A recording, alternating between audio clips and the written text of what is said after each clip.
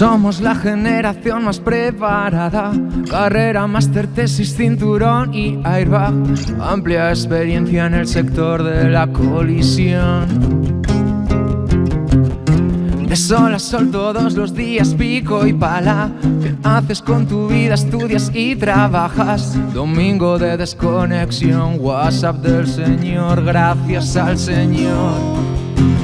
¿Qué será de mi mañana? Se me nubla la mirada, cruces, cábalas y acción. Tengo el doble de estrés, la cama media hacer, y es la primera vez que me siento en todo el año.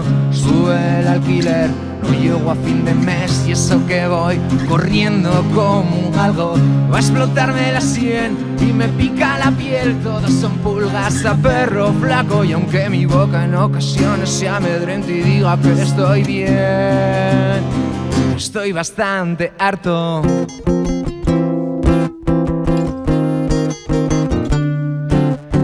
Acaba la jornada, empieza la terapia.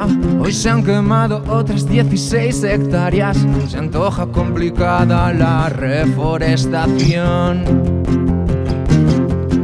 Salud, dinero y amor igual a calma. Por mucho que me encoja y estire la manta, siempre alguna queda fuera de la ecuación.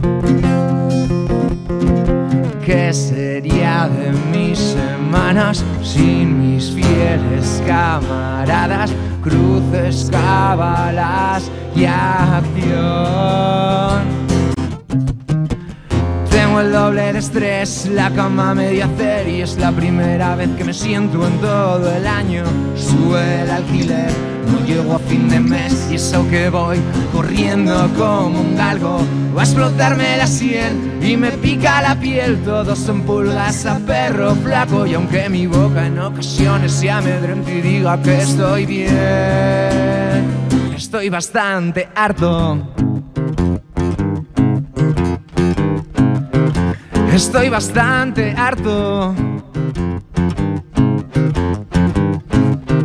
Bastante harto. Tengo el doble de estrés, la cama media hacer, y es la primera vez que me siento en todo el año. Sube el alquiler, no llego a fin de mes, y eso que voy corriendo como un galgo. Va a explotarme la sien y me pica la piel, todos son pulgas a perro flaco. Y aunque mi boca en ocasiones se amedrente y diga que estoy bien puteado.